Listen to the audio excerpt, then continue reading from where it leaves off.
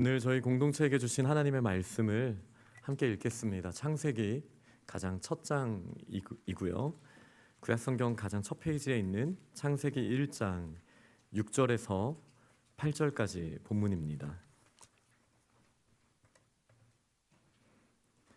창세기 1장 6절에서 8절까지 말씀 한 목소리로 함께 읽겠습니다.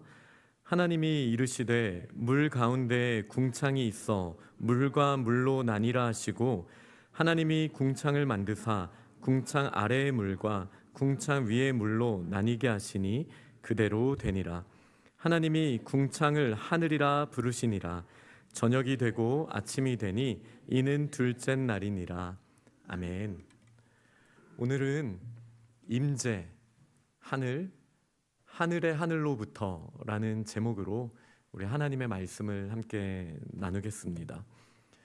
저희가 창세기 말씀을 통해 하나님이 어떻게 창조하셨고 또 어떻게 우리와 함께 하시는지를 계속 이어서 말씀을 나누고 있습니다. 태초 하나님이 하늘과 땅을 창조하셨죠. 그런데 우리가 이해할 수 없게 이게 단번에 완전한 세상이 아니라 혼돈과 공허한 세상에서부터 하나님의 창조의 역사가 나타났던 것을 우리가 지난 두 번의 설교를 통해 또 들었습니다.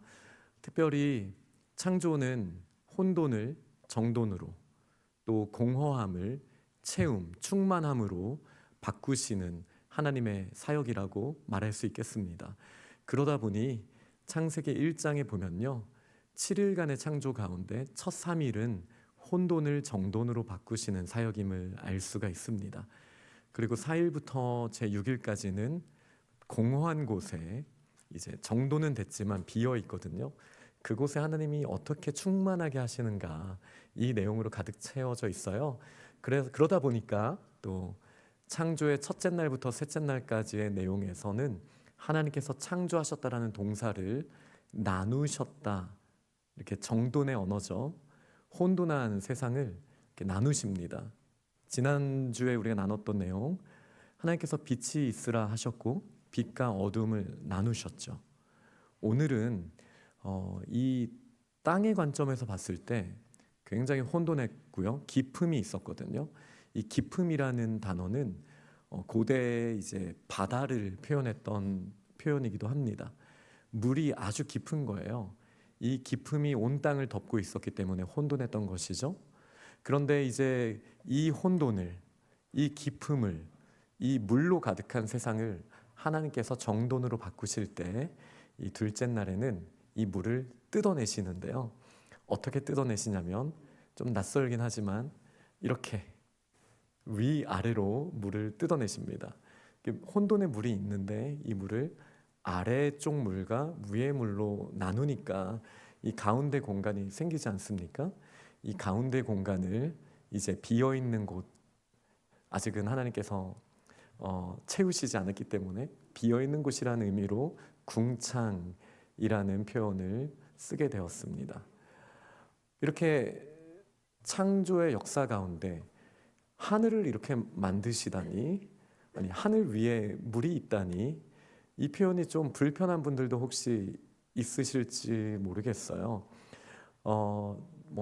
정말 깊은 이야기는 나중에 성경 공부를 통해서 해야겠지만, 우리가 하나님의 말씀을 이해할 때 반드시 기억해야 하는 한 가지 전제가 있습니다. 바로 하나님의 말씀의 성육신이라는 관점입니다. 완전하신 하나님이 완전한 인간이 되신 우리 예수님을 성육신이라고 보통 말하잖아요. 그런데요, 완전하신 하나님의 말씀도요, 완전한 인간의 언어로 기록이 될 수밖에 없었습니다.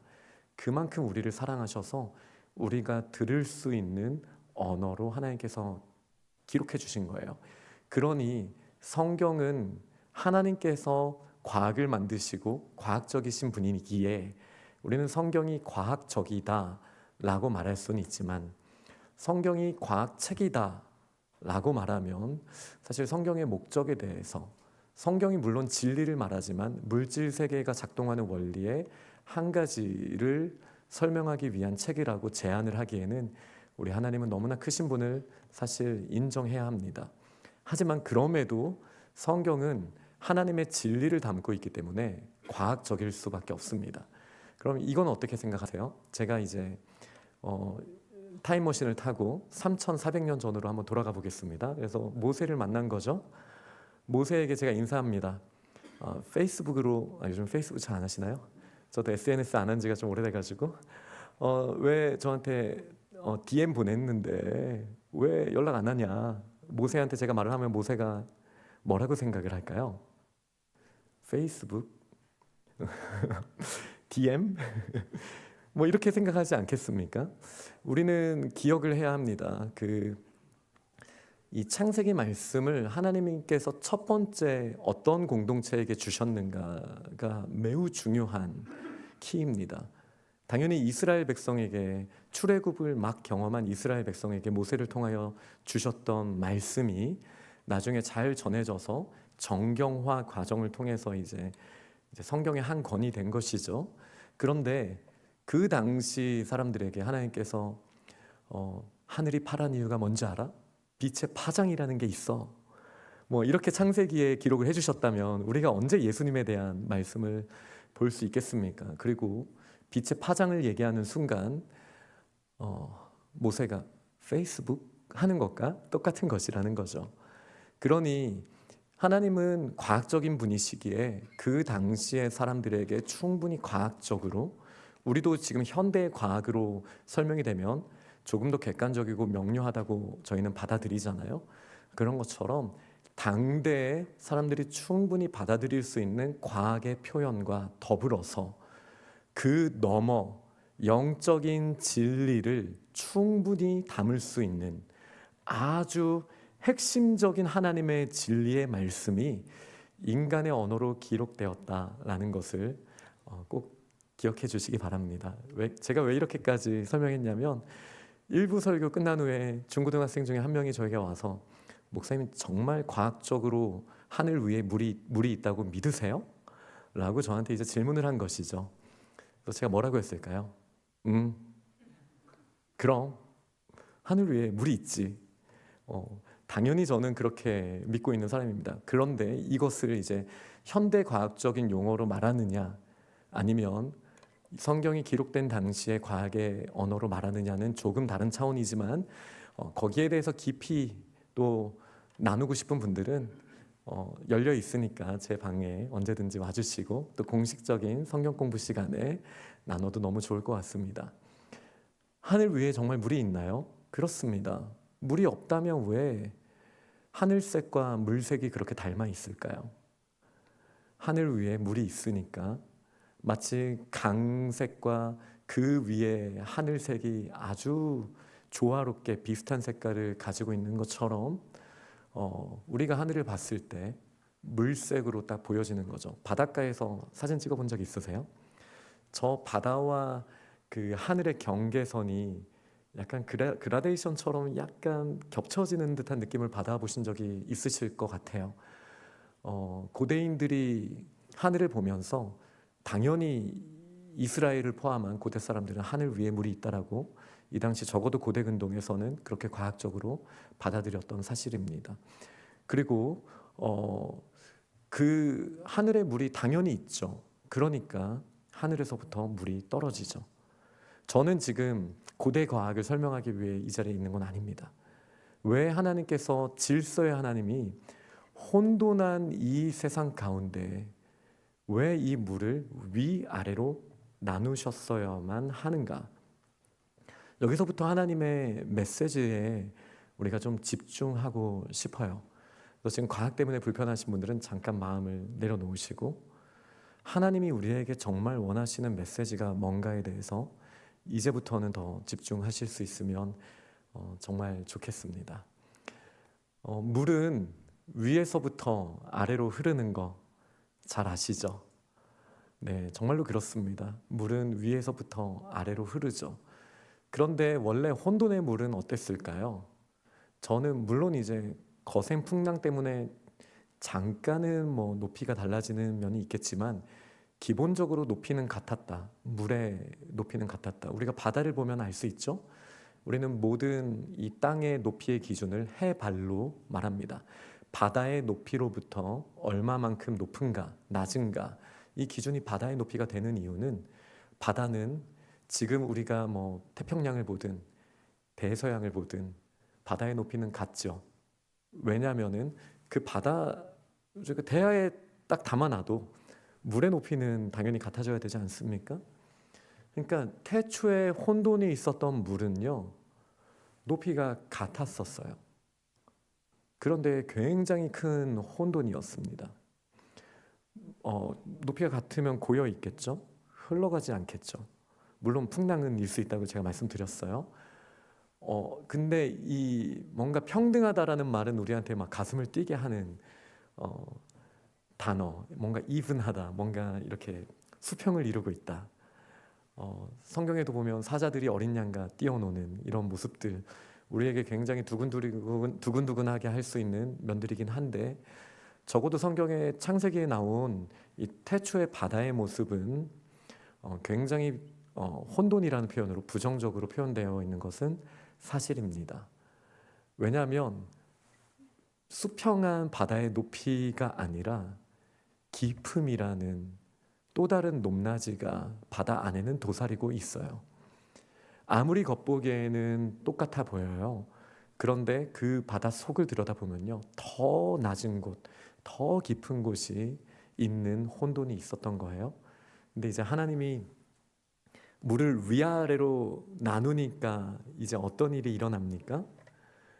그 깊음이라는 우리를 언제라도 삼켜버릴 것 같은 이 바다가 하나님이 정해주신 경계선 위로 침범하지 못합니다. 아래에 있는 물들은요. 위에 있는 물들은 어떻습니까? 하나님께서 문을 닫아 놓으셔서 그 물들이 함부로 떨어져서 우리를 힘들게 하지 않습니다.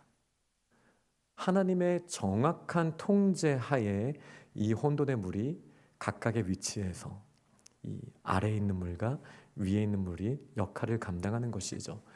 이러면 무엇이 좋을까요? 나중에 이제 다음 주에 이제 땅이 드러나는 셋째 날 땅과 바다를 나누셨죠. 경계선을. 그러면서 이제 땅의 높이가 생기자 드디어 높은 곳에서 낮은 곳으로 물이 흘러가기 시작하죠.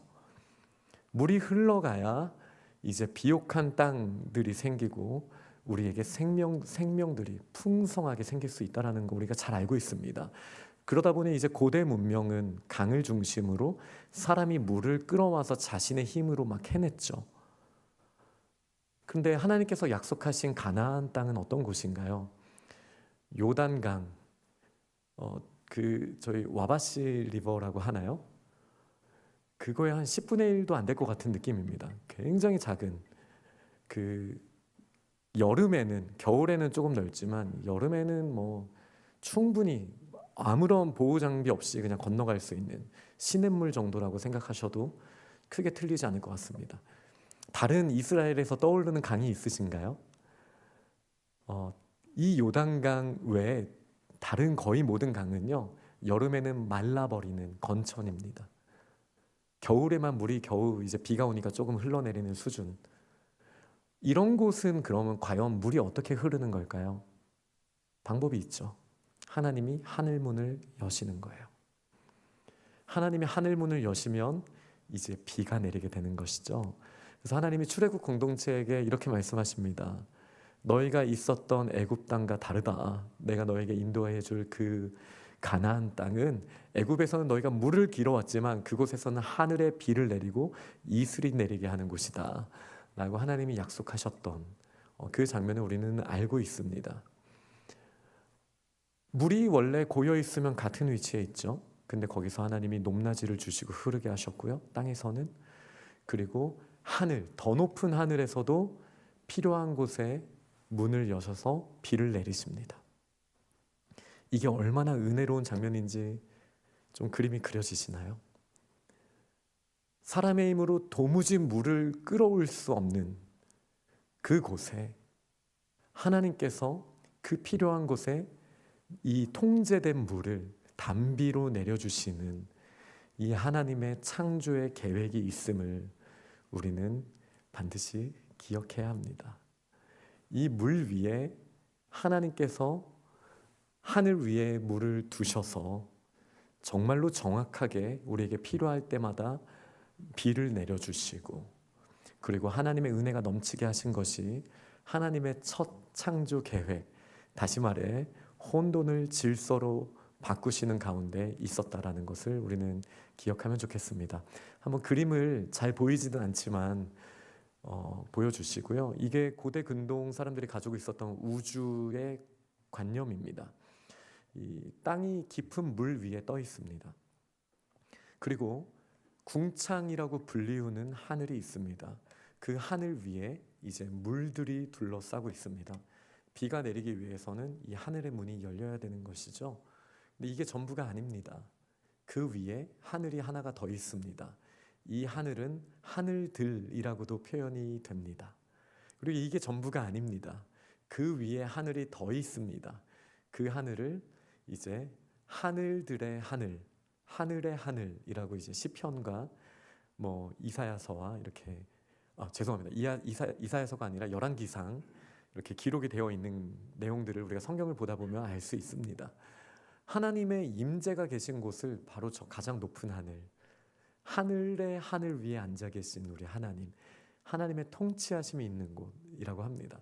이게 이제 그냥 모세 시대 때만 있었던 세계관이 아니고요. 사도 바울이 있었던 2000년 전도 마찬가지입니다. 사도 바울이 고린도후서 2장에 보면 본인이 셋째 하늘에 다녀왔다라는 말을 굉장히 조심스럽게 돌려서 이야기를 하거든요. 그 셋째 하늘이 바로 저기 가장 위에 있는 하늘. 이렇게 생각해 보면 하나님이 하늘에 계시다며 보여줘 라고 말하는 게 사실은 그렇게 지혜로운 표현은 아니다. 하나님을 보여드리려면 일단 저 하늘, 우리가 그냥 소위 말하는 하늘, 궁창이라고 말하는 이 물질 세계의 하늘을 지나가야 되죠. 그리고 그 위에 덮고 있는 물을 통과해야 됩니다. 그 위에 이제 천군과 천사들이 있고 이제 천체들이랑 겹쳐서 보여지기도 하는 둘째 하늘의 영역도 통과해야 됩니다. 그리고 또 진짜 하나님의 보좌를 볼 수 있으니 우리가 단순하게 첫째 하늘인 이 궁창을 보면서 하나님의 보좌가 하늘에 있다며 빨리 보여줘 이렇게 말하는 거는 사실 지혜로운 생각이 아니죠. 이거는 우리가 그냥 기본적으로만 딱 생각해 봐도 충분히 알 수 있는 내용입니다. 왜냐하면 우리 하나님께서는 물질이 아니신 영이신 분이 이 세상을 물질을 창조하셨잖아요. 그러면 하나님은 당연히 물질 세계에도 아니 계신 곳 없이 무소부재하신 분으로 계실 수 있지만 그래도 진짜 하나님의 보좌를 말한다면 우리는 영의 세계에 그 보좌가 있다라는 것을 충분히 상식적으로도 생각할 수 있습니다. 그런데 물질 세계 안에 사는 저희가 봤을 때는 저 하늘 넘어, 저 무지개는 아니지만 무지개 건너가 아니라 저 물 건너에 있는 영적인 세상에 계신 하나님을 고대 사람들은 항상 바라보고 있었던 것이고 저희도 지금은 이 물질 세계의 하늘을 뛰어넘어 실제 존재하는 영적인 세계의 하늘을 우리는 한번 생각해 봐야 합니다. 물론 우리가 육신을 가지고 새 하늘과 새 땅, 이 셋째 하늘이 첫째 하늘과 겹쳐지게 되는 그 세상의 끝날을 곧 경험하기는 하겠지만 그때는 우리가 그 셋째 하늘을 물질적으로도 경험하게 될 것이에요. 그런데 이제 그 부분은 오늘 나눌 수 있는 주제는 아니기 때문에 저는 마치 바닷물과 그 하늘이 만나는 그 그라데이션 같은 그 경계선처럼 우리가 하늘을 바라볼 때 저 하늘과 영적인 물질의 하늘과 영적인 하늘의 경계선을 한번 띄워놓고 오늘 우리가 하나님의 말씀을 같이 계속 생각해 보면 좋겠습니다. 이 하나님의 아름다운 질서가 하나님의 창조에 있어서 매우 중요한 키였다라고 말씀을 드렸습니다. 똑같은 레벨에서 고정되어 있었어요. 물은 흘러가지도 않아요. 비가 내리지도 않아요. 혼돈이에요. 그 가운데 기품은 있기 때문에 소용돌이는 있지만 뭔가 다 평등하고 뭔가 다 같은 위치라고 생각해서 이번에는 내가 세상을 이끌었으니 다음에는 네가 이끌어보렴. 만약에 이런 세상을 살았다면 우리의 세상은 얼마나 끔찍한 곳이 되었을까요? 저는 제가 얼마나 어렸을 때 무서운 기도를 했었는지 돌아보게 됩니다. 제가 어렸을 때 어떤 기도를 했냐면요, 하나님 이 비 좀 제발 좀 내리지 않게 해주세요. 뭐 이 기도를 진짜 한 100번은 한 것 같아요. 왜? 내일 축구해야 되는데 비가 온다는 거죠. 소풍 가는 날인데 비가 온다는 거예요. 어릴 때 비를 내려달라고 기도하는 사람들이 어린아이 때는 별로 없죠. 제가 그랬거든요. 근데 만약에 우리가 다시 혼돈의 세계로 가서 만약에 제가 비를 내릴 수 있는 결정권자의 자리에 제가 앉아 있었다. 세상은 이미 망했습니다. 망하고도 망했죠. 그리고 제가 만약에 제 마음속에는 항상 그 지구를 폭발시킬 그 버튼이 항상 있거든요. 그리고 제가 정말 화가 나면은 제 마음속에서는 그걸 한 번씩 누릅니다. 너 나한테 그랬어? 팍! 우리 다 같이 끝나볼까? 팍! 뭐 이런 거 어릴 때 많이 그런 경험들이 있으시죠? 저 그랬거든요. 만약에 누구나 다스릴 수 있고 누구나 세상을 책임질 수 있는 위치에 있다. 이렇게 한번 가정을 해보자면 그 세상 살만한 세상일까요? 우리 어린 남자아이들이 얼마나 자동차 좋아합니까? 너 좋아해? 나도 좋아해. 그러니까 너도 한번 운전해 볼래? 하고 5살짜리에게 핸들을 맡기실 수 있으시겠습니까? 아니죠. 우리가 반드시 알아야 하는 것은 위로부터 내려오는 질서가 있다라는 거예요. 하나님께서 이 물질 세계를 창조하실 때에 하나님의 아주 높으신 지혜로 창조하셨어요. 근데 그분은 한 분이세요. 그 한 분 하나님의 하나의 진리가 지금 이 물질 세계에서도 흘러가고 있다라는 거 아마 과학하시는 분들은 더 잘 아실 거라고 생각합니다. 어떤 사람이 우리가 이 진리를 이렇게 바꿔보자 해서 바꿀 수 있는 영역이 아닌 것이죠. 하나님이 정하시고 하나님이 통치하시는 강력한 영역들이 있다라는 것을 우리는 인정해야 됩니다. 우리가 좋건 싫건 이 세상은 하나님의 진리, 객관적인 사실 아래 흘러가게 되어 있습니다. 혹은 위로부터 내려오게 되어 있습니다. 아무리 우리가 이런 세상이 더 좋을 것 같다라고 우리가 새로운 이론으로 만든다 할지라도 그것이 하나님의 진리라는 토대 위에 있지 아니하면 모래성과 같이 무너질 수밖에 없는 것이죠. 그래서 임마누엘 칸트는 나를 경이롭게 하는 것이 2가지가 있다라는 유명한 말을 하게 됩니다. 하나는 저 밤하늘에 빛나는 저 조화로운 천체, 과학을 말하는 거죠. 너무나 질서 있게 세상이 움직이는 거예요. 다양한 목소리들로 이 신이 말하는 대로 저 신이 말하는 대로 이 과학자가 말하는 대로 저 초등학생이 말하는 대로 세상이 오늘은 이렇고 내일은 저런 게 아니라 세상이 너무나 견고한 진리 안에 흘러가는 게 우리는 밤하늘을 보면 알 수 있죠. 네, 그걸 보고 경이로움을 느꼈습니다.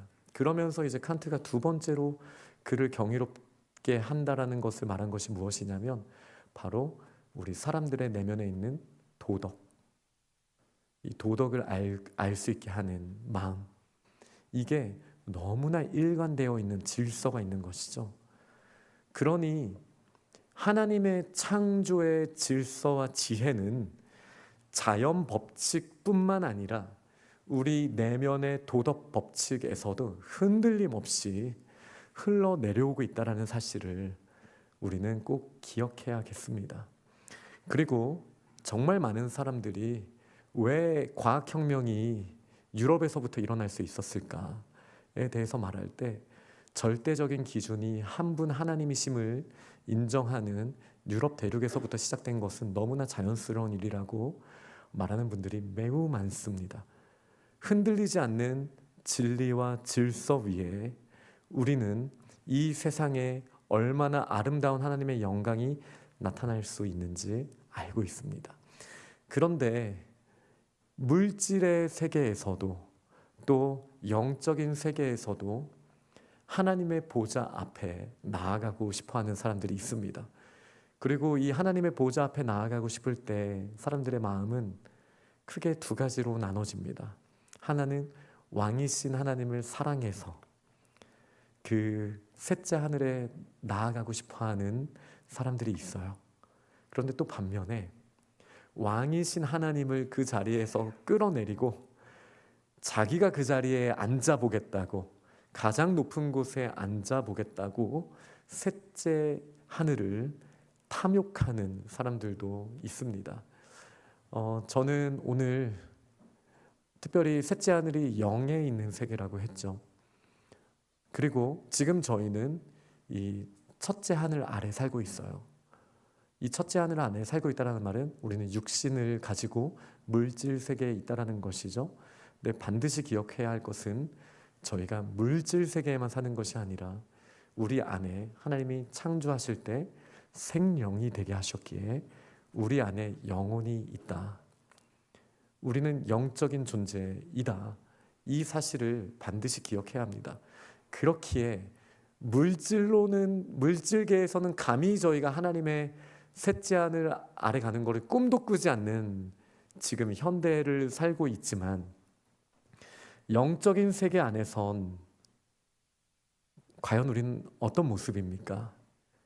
가장 높은, 지극히 높은 하나님의 보좌 앞에 나아가서 그분을 내려오시게 하고 내 자신이 그 왕자의 자리에 앉고 싶은 마음에 우리가 휩싸일 때가 있지 않습니까? 오늘은 이 질문을 스스로에게 할 수 있는 저희들이 되면 좋겠습니다. 우리가 살다 보면 답답한 일들 많잖아요. 특히 우리한테 화가 나잖아요. 그럼 이 화난 상황에서는 하나님보다 우리가 앞서기가 참 쉽습니다. 하나님, 제가 아는데 하나님 어차피 용서해 주실 거잖아요. 라든지 하나님 좀 천천히 하시더라. 막 이런 마음이 든단 말이죠. 이럴 때 우리의 마음에서는, 우리의 영적인 세상에서 어떤 일이 일어납니까? 하나님 잠깐만 내려오시겠어요? 제가 한번, 이것만큼은 제가 한번 조정해 보겠습니다. 네, 제가 저런 사람들 잘 알거든요. 저런 사람들한테는요 막 윽박질러야 돼요. 하나님, 내 힘을 한번 보여줘야 돼요. 근데 하나님 그런 거 안 하시는 분인 거 아니까 이번에는 제가 한번 해볼 테니 좀 내려오시죠. 약간 이런 반역들이 우리의 영적인 세상에서 일어나고 있다는 것 인정하십니까? 네, 인정하시나요? 저는 저의 매일의 삶 가운데서 인정을 안 할 수가 없습니다. 근데 이러다 보면 어떤 일이 일어나는 것이죠? 하나님의 높음이 사라졌어요. 네, 사실 요즘에 제가 약간 격길로 간 것 같은데 빨리 돌아오겠습니다. 요즘 어린 자녀들이 있는 가정에서의 가장 힘든 일 중에 하나가 그들이 존경하고 그들이 의지할 수 있는 부모의 위치가 사라지고 친구만 남은, 친구 같은 부모만 남은 것도 그 혼돈의 이유 중에 하나이긴 하거든요. 네. 그런데 우리가 하나님을 친구 삼아 버렸어요. 잠깐만요. 이건 제가 해볼게요. 하나님이 처음에 세우셨던 이 아름다운 하늘과 땅의 질서가 깨어지게 된 거예요. 이걸 이제 뭐라고 표현을 하냐면, 이제 창세기 6장부터 이 내용들이 좀 더 잘 나오거든요. 이 내용을 이 세상에 죄악이 충만하게 되었다라는 표현으로 노아의 시대를 설명합니다. 죄악이 편만하게 되었다, 가득 차게 되었다 라는 뜻은 어떤 의미입니까? 하나님의 높으신 뜻, 그 절대 진리, 위에서부터 내려오 주시는 그 은혜, 위로부터 물이 흘러오는 그 은혜를 누리며 그것으로 충만하게 살 수 있었던 저희가 하나님의 자리에 올라가서 하나님 잠깐만요, 내 마음대로 할게요, 하나님과의 관계를 끊어버리는 것이죠. 이 하나님과의 관계를 끊어버리는 것을 죄라고 합니다. 그 뿌리를 죄라고 하는 것이죠. 그럼 이 죄로부터 수많은 정말 안 좋은 열매들이 맺혀지겠죠. 그것을 악이라고 표현할 수 있을 것 같아요.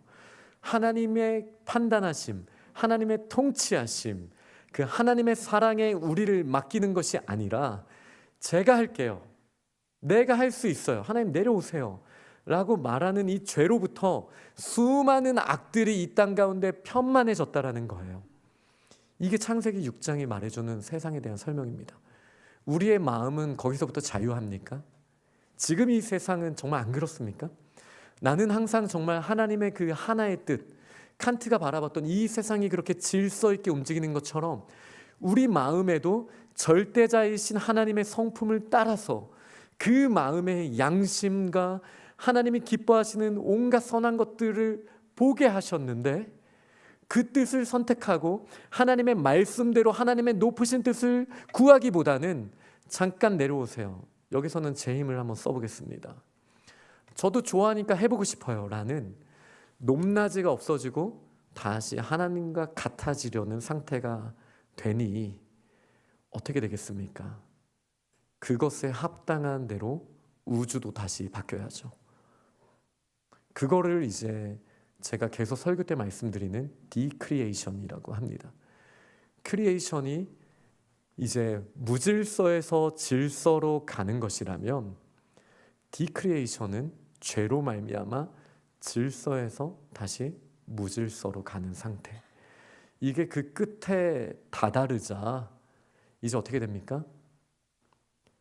하나님께서 정해두셨던 그 경계가 하늘에서부터도 문이 열리고 깊은 샘이, 하나님이 통제하고 계셨던 그 깊은 샘이 다시 터지게 됩니다. 그러면 하나님께서 위아래로 갈라놓으셨던 이 물이 어떻게 되는 것입니까? 다시 합쳐지게 되는 것이죠. 혼돈의 물의 상태로 복귀되는 거예요. 이거를 이제 창세기 6, 7, 8장은 노아의 홍수라고 합니다. 거기 표현을 보세요. 하늘의 문이 열렸다. 비가 40주야로 쏟아졌다. 디크리에이션이 되는 거예요. 하나님께서 명령하셨던 그 깊음이 바다라고 말씀드렸잖아요. 하나님의 통제하에 있었거든요. 그런데 그 깊음이 아래서부터 터져서 올라오기 시작했어요. 그러니 이게 마땅한 그 죄악, 혼돈의 공간이거든요. 마땅한 상태거든요. 하나님께서 원래 창조 때의 그 혼돈의 상태로 다시 돌려놓으신 걸 우리는 노아 홍수 때 보게 되었습니다. 이게 우리가 정말 원하는 것입니까? 하나님 잠깐만요. 내 마음이 더 진리에 가까운데요. 하나님보다 제가 더 옳은데요. 하나님 이렇게 할 건데요. 혹시 매일의 삶 가운데 저희가 그런 결정을 내리면서 우리가 감당할 수 없는 홍수와 같은 혼돈을 혹시 경험하고 있진 않나요? 어린 제가 기도한 대로 지금까지 비가 내리지 않았었다면, 그 세상 결과대로 제가 살았다면 저는 어떤 존재가 되었을까요? 제가 기분 나쁘면 지구를 폭발시켜버리고 기분 좋으면 착한 척하고 이런 저에게 우주의 운행이 맡겨져 있었다면 이 우주는 어떤 우주가 되어 있었을까요? 그런데 이 물질 세계로도 도달할 수 없는 영적인 세계를 우리는 생명으로 만드셨기에 셋째 하늘을 우리는 꿈꾸고 다가갈 수 있는 영적인 길들이 있거든요.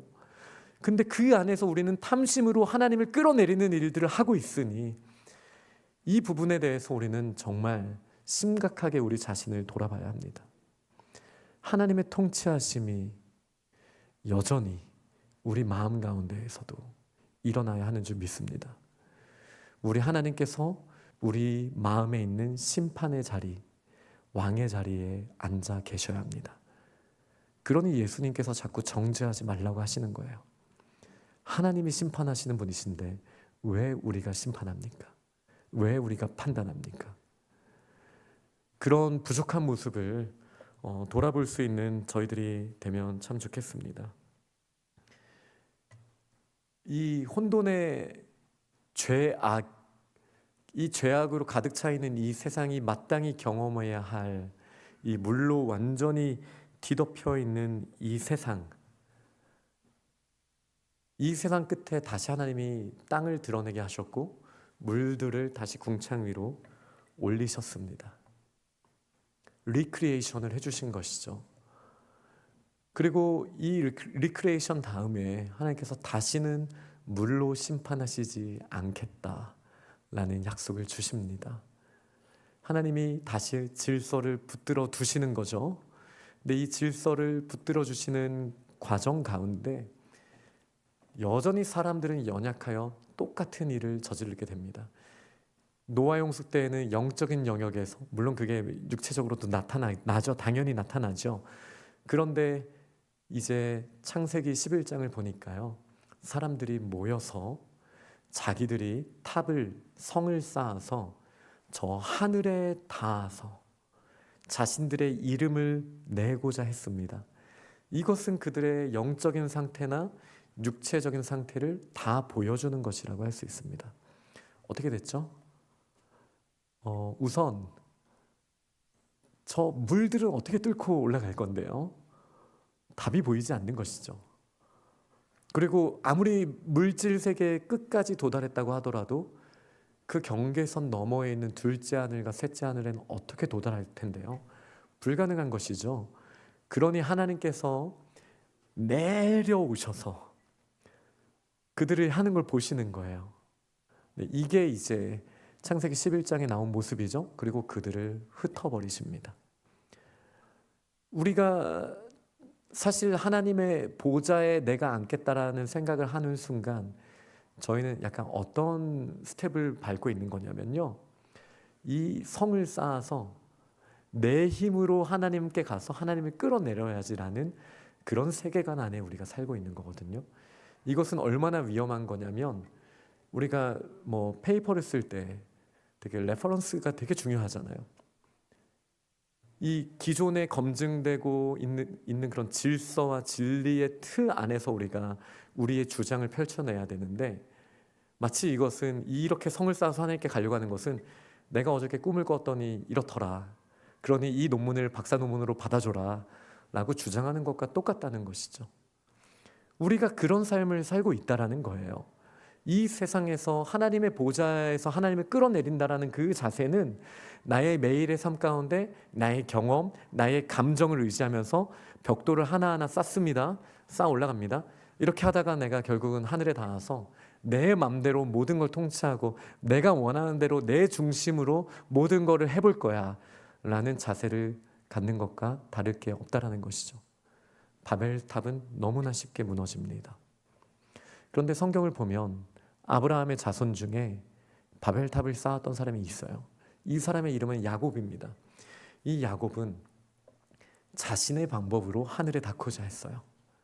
장자권을 자신의 방법으로 가져오고 싶었어요. 온갖 계략과 온갖 사람의 계획을 가지고 하나님의 것을 누리고자 했던 사람이었습니다. 그리고 그 모든 게 완전 무너져버린 경험을 루스라는 땅에서 경험하게 됩니다. 그리고 이 루스라는 땅에 딱 갔더니 너무 피곤하고 누울 수밖에 없는 거예요. 오늘은 높이에 대한 이야기를 하게 되는데, 누워있다라는 것은 우리가 할 수 있는 가장 낮은 자세잖아요. 우리가 물구나무를 서더라도 높아요. 근데 누우면 납작해지는 거죠. 가장 낮은 상태가 된 야곱이 누워버립니다. 그 땅에. 근데 그 땅에 누워버릴 때 돌 하나가 있었어요. 굉장히 상징적입니다. 야곱은 자신의 집을 가려던 사람 중에 그 모든 바벨탑이 무너진 것처럼 야곱의 노력이 다 무너지고 그냥 땅 위에 돌 하나 남아있는 상태가 딱 지금 야곱의 상태였거든요. 근데 그가 그 돌베개를 베고 잤을 때 어떤 일이 일어났는 줄 아십니까? 하늘이 열렸어요. 하늘이 열리고 탑이 하늘에서부터 내려옵니다. 물론 이제 우리 창세기 28장을 나중에 읽어보시면 탑이라고 적혀 있지 않고 사닥다리라고 적혀 있죠. 그런데 이제 창세기 11장에 나온 표현과 똑같은 단어입니다. 미그달이라는 어떤 성 아니면은 탑, 뭐 그렇게 생각하시면 됩니다. 그러니 하늘이 열리고 사람들이 쌓을 때는 하늘 근처도 갈 수 없었던 그 탑이, 미그달이 하늘에서부터 내려온 거예요. 야곱에게 있어서는 인생의 위아래가 완전 뒤집어지는 상황이 된 거예요. 자기의 힘으로 아무리 쌓아도 그냥 신기루와 같았던, 결코 닿을 수 없었던 저 하늘이 내가 모든 걸 할 수 없어서 바닥에 누워있는 상태, 돌도 1층밖에 쌓여있지 않은 그 상태에서 하늘이 열리고 그 사닥다리가 내려왔다. 그러니 그가 이렇게 말하죠. 그 3층 천을 보게 되었으니 여기가 하나님의 집이다. 그래서 이제 그 루스라는 곳을 벳엘이라고 부르지 않습니까? 여기에 하나님이 저희에게 주신 너무나 큰 소망이 있다라고 저는 생각합니다. 우리가 하나님의 보좌 앞에 나아가기 위해서 세상의 방법, 사람의 방법, 나의 감정, 나의 느낌을 의지했을 때 도무지 갈 방법이 없는 것이죠. 그런데 원래 하나님이 창조하셨을 때 이 물을 위에 두시고 위에서부터 은혜의 단비를 저희에게 내려주셨던 그 질서대로라면 가능성이 있는 것이죠. 하늘에서부터 우리가 하나님의 보좌 앞에 나아갈 길을 내려주시는 건 하나님의 질서 가운데 가능한 것이죠. 요한복음 1장 51절 말씀에 보면 너무나 유명한 본문이 있습니다. 우리 같이 한번 읽으면 좋겠습니다. 한번 읽어볼게요. 또 이르시되 진실로 진실로 너희에게 이르노니 하늘이 열리고 하나님의 사자들이 인자 위에 오르락 내리락 하는 것을 보리라 하시니라. 예수님이 나다나엘에게 해주신 말씀이에요.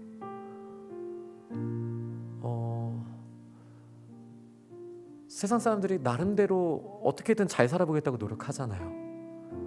근데 결국은 자기가 노력하는 만큼 탑을 쌓았는데 다 무너지는 것이죠. 도대체 하나님의 보좌에 나아가서 그 진리를 어떻게 바라보고 그 풍성함을 어떻게 누릴 것인가. 한 번 반역하고 죄로 끊어진 저희들에게 아무 소망이 없었는데 예수님이 이렇게 말씀하신 거예요. 그 야곱이 봤던 사닥다리가 나다. 여기 그렇게 말씀하시잖아요. 인자는 다니엘서에서 말하는 메시아를 지칭하는 표현이거든요.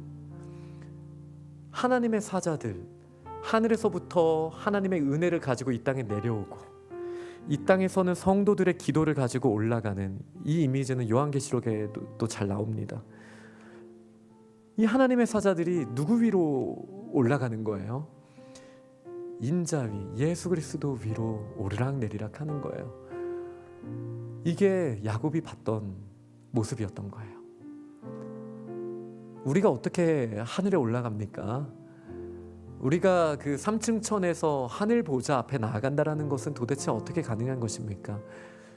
제가 수많은 사람들의 이야기를 다 들려드릴 수는 없지만 노아의 홍수 때, 바벨탑, 우리의 매일의 마음의 상태, 우리는 자꾸 하나님을 끌어내리는 마치 사탄 같은 모습으로 3층 천을 바라볼 때가 있죠. 이 욥기를 보면 하나님의 그 보좌 옆에 사탄이 있는 거 아세요?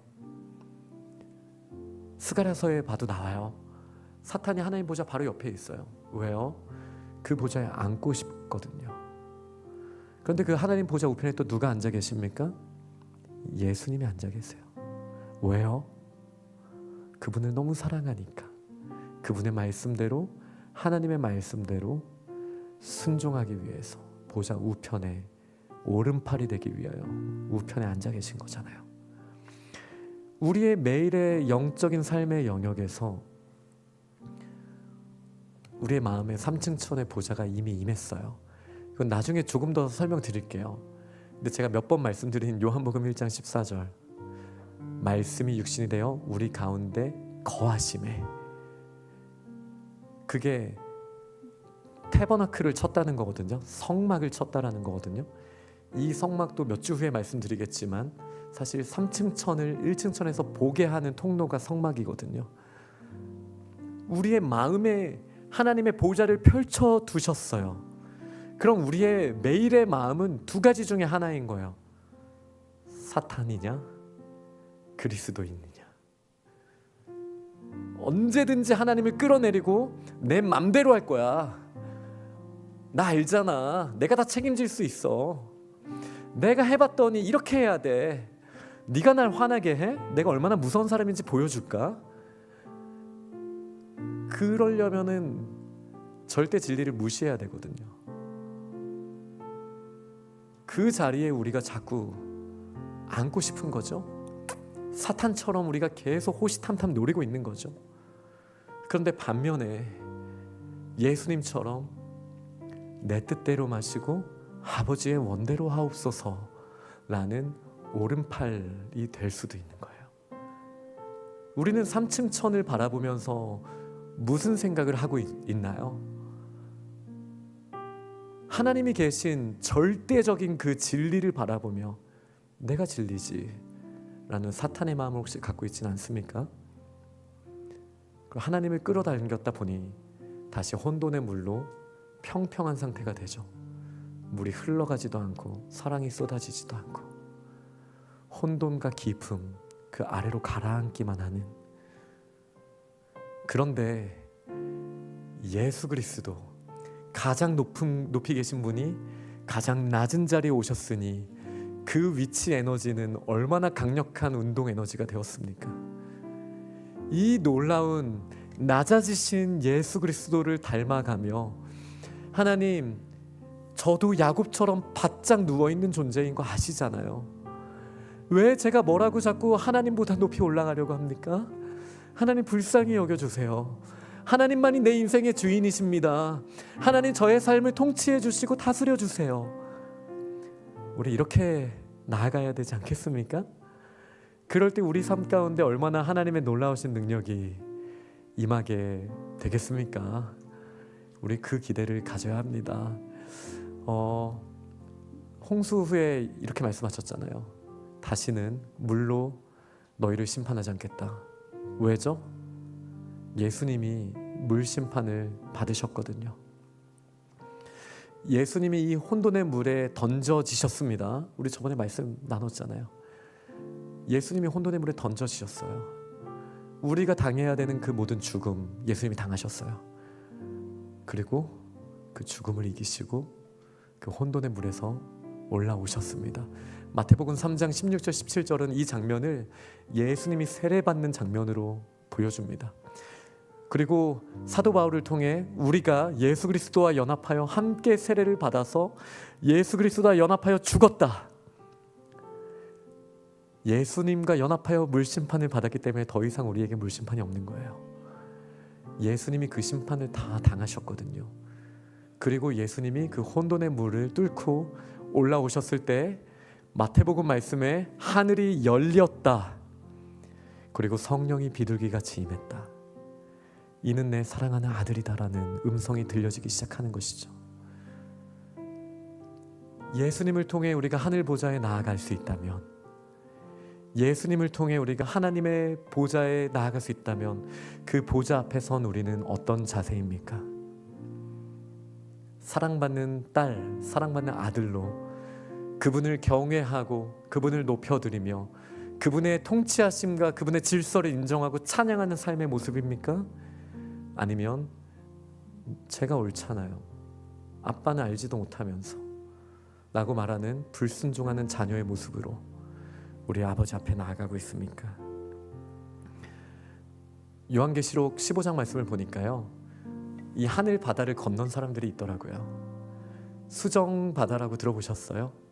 15장 말씀을 보면요, 이 수정 바다를 건넌 사람들이 있어요. 마치 출애굽 공동체가 홍해를 건너고 홍해를 건넌 후에 모세의 노래를 불렀던 것처럼 이 수정 바다를 건너서 하나님의 임재 가운데 나아가는 자들이 모세의 노래, 어린 양의 노래를 부릅니다. 그들이 뭐라고 부르냐면요, 주 하나님 곧 전능하신 이시여 하시는 일이 크고 놀라우시도다. 만국의 왕이시여 주의 길이 의롭고 참되시도다. 우리 주님만이 오르신 분이심을 믿으십니까? 이 바다를 건넌 자는 그 고백을 하는 거예요. 우리는 예수 그리스도와 연합하여 세례받은 자들입니다. 근데 왜 어찌하여 그 혼돈의 물 가운데 자꾸 우리가 있습니까? 내가 통치할 수 있다라는 말이 왜 자꾸 나옵니까? 우리가 십자가를 충분히 바라보지 못한 거 아니겠습니까? 하나님, 주님만이 옳으십니다. 나의 삶을 통치하여 주옵소서. 주님의 뜻에 순종하겠습니다. 이것이 저 높은 곳을 바라보는 저희들의 모습이어야 될 줄 믿습니다. 우리 함께 우리의 삶에 그렇게 적용하여 주옵소서. 결단하며 함께 찬양합니다.